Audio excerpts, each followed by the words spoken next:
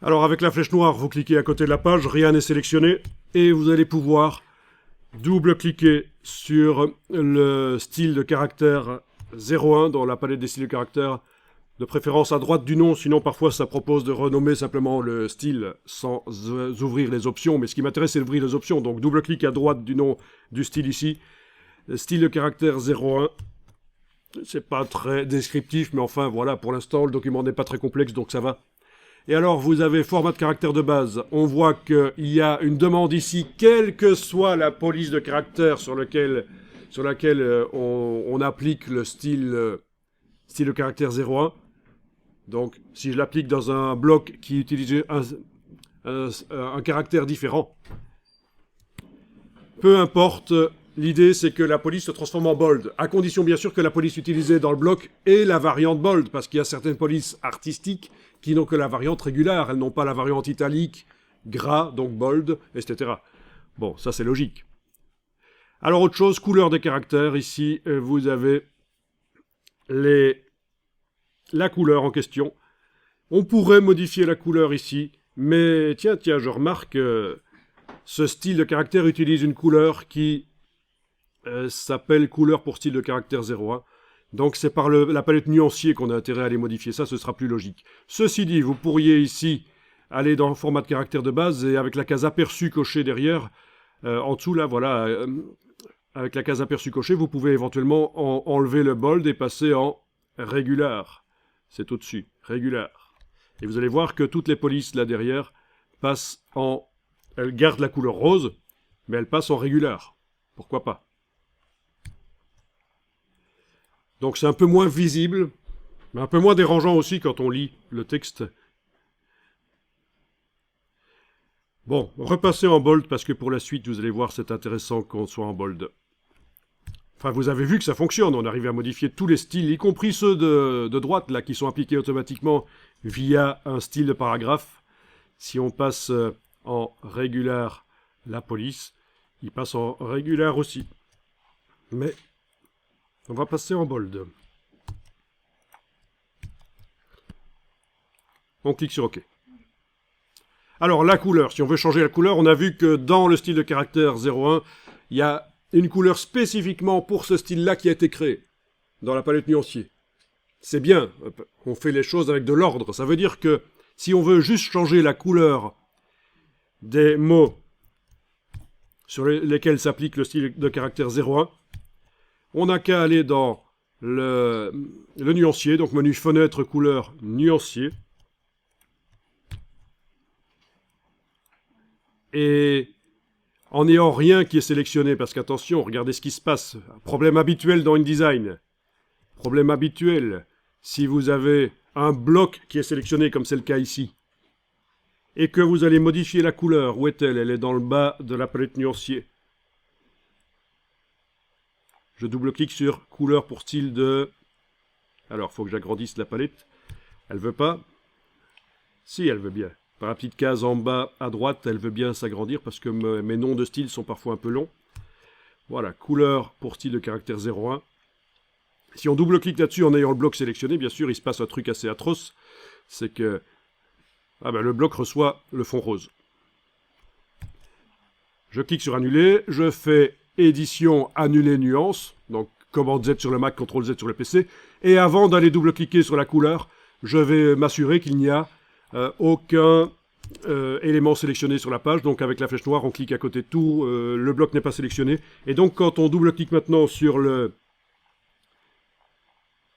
la couleur ici pour style de caractère 01, voilà. Ça ne transforme pas le fond du bloc en rose puisqu'il n'est pas sélectionné. Alors, vous avez une case aperçue. Ça veut dire qu'on va pouvoir modifier la couleur et en même temps voir ce que ça donne derrière. Donc, vous bougez les curseurs rouge vers bleu. Tiens, c'est bizarre. Du rouge vers bleu, des couleurs RVB dans un document qui peut-être va être imprimé. Non, certainement va être imprimé parce que c'est un document double page. On n'a pas encore de tablette double page ou de smartphone double page. Si, je sais que ça existe, mais c'est très marginal. Donc, je veux dire, si c'est un document double page de gauche, page de droite, ça veut dire qu'il est destiné, lui, principalement à être imprimé. Donc, problème. Parce que ceux qui ont fait des études en infographie le sachent, il ne faut jamais utiliser d'images RVB et de couleurs RVB dans un document InDesign. Sauf que ça fait 15 ans que Adobe dit que vous pouvez le faire et que c'est même mieux. Pourquoi? Parce qu'au moment de l'exportation du PDF, vous allez décider vers quel CMJN vous transformez le document. Le CMJN, ça va dépendre du papier que vous avez choisi, c'est l'imprimeur. Il va vous dire, tiens, c'est un CMJN Fogra 27 ou Fogra 39 ou Euroscale Coated. Voilà. Donc il n'y a aucun problème d'utiliser des couleurs RVB dans le document, même s'il est destiné à l'impression, si on connaît le système de la transformation du document en CMJN à l'exportation. Alors il y a quelques petits réglages, des choses à connaître aussi au niveau des profils, surtout quand on importe des images qui viennent de Illustrator. Il faut que ce soit synchronisé. Bien sûr, tu as tout à fait raison. Si je choisis une couleur super vive, bien sûr qu'elle va ternir. C'est d'ailleurs ce qui est indiqué ici. Voilà la couleur verte super vive que j'ai choisie. Et elle va ternir au moment d'impression. Mais quoi, c'est un problème? Ben, en plus, la gestion des couleurs fait la conversion d'un espace couleur large vers un espace couleur restreint intelligemment. Il y a plusieurs manières de faire. Perceptuel, saturation, colorimétrie relative, colorimétrie absolue. On choisit la manière dont on passe d'un espace couleur large vers un moins large. Parce que l'idée, c'est que le document, il va peut-être servir aussi à être affiché sur un écran, sur une tablette, un smartphone. Alors, est-ce qu'on va... Parce que parmi tous nos périphériques de sortie, il y en a un particulièrement, l'imprimeur, la presse offset de l'imprimeur, qui est assez pauvre au niveau capacité, est-ce que, dès le départ, on va choisir des couleurs? Alors oui, on peut le faire. Dans certains contextes, c'est préconisé, mais il faut avoir de très bonnes raisons de le faire. C'est un peu comme si tu organises un dîner, on va dire, et tu invites des convives, et tu es amateur de vin, et eux aussi. Hein, vous aimez le bon vin. Ah mais pas de chance, parmi tous les convives, il y en a un qui n'aime pas le vin, lui c'est un buveur de Coca-Cola. Donc tu fais quoi? Ah, il y a un buveur de Coca-Cola parmi mes convives, donc je vais servir du Coca-Cola à tout le monde. Logique? Non, pas du tout. Pourtant, c'est ça que la logique est appliquée souvent en infographie. Parmi tous mes périphériques, il y en a un qui est pauvre au niveau performance, et dès lors, quand je crée mes documents, je vais les créer avec des couleurs ternes adaptées à ce périphérique. J'ignore totalement qu'il y a des imprimantes jet d'encre qui impriment plus vif, qu'il y a des écrans qui affichent plus saturés, etc. C'est un peu une mauvaise logique, quoi. C'est une logique des années 90, quoi. Ok. Donc, oui, la bonne remarque, c'est intéressant. Mais c'est très difficile. Vous allez rencontrer en entreprise des gens qui vont vous dire non, non, non, un document pour l'impression, jamais en RVB. C'est une erreur majeure. C'est très difficile pour les personnes de remettre en cause leurs connaissances. Déjà de se réapproprier, bon, je veux dire, s'approprier l'évolution des techniques, c'est pas évident. Mais en plus, remettre à jour leurs connaissances, vous allez remarquer que c'est parfois difficile et ça peut être vraiment source de conflit. Donc parfois, il vaut mieux même écraser, surtout si vous êtes le petit stagiaire ou le petit dernier qui est arrivé dans la boîte. Voilà, on vous dit de faire un truc qui n'est plus à jour au niveau des manières de faire. Écraser parce qu'il faut pas le conflit, quoi. Voilà.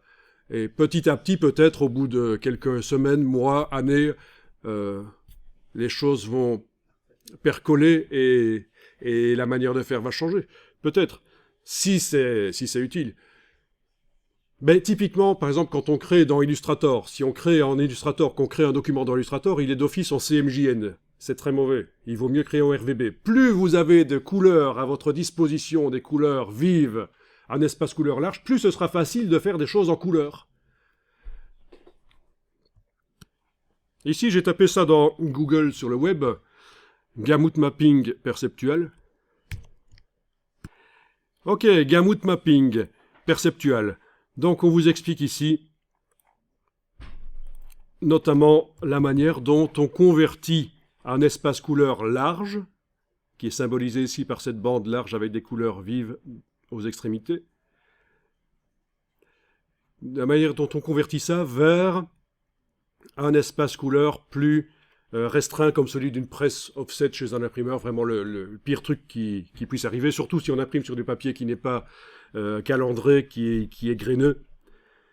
Bien, vous voyez que on essaye de reproduire sur l'appareil pauvre en performance les relations entre les couleurs. Ça, c'est la méthode de gamut mapping, de transformation d'un espace couleur large vers un moins large. C'est la méthode qui permet de conserver les relations entre les couleurs. Vous voyez, on a les mêmes relations sur les deux espaces, même si celui du dessus c'est un écran, c'est plus large. Ça peut être un écran, c'est plus large. Alors que vous avez une autre manière de transformer, c'est pour ça que je vous disais, il faut choisir la manière qui convient le mieux. Colorimétrique, c'est quand on veut garder les saturations. Quand on a des choses, on veut garder les saturations maximales qu'on soit sur écran ou sur un périphérique plus restreint. Voilà, je ne vais pas m'étendre parce que vous connaissez déjà ça, je pense.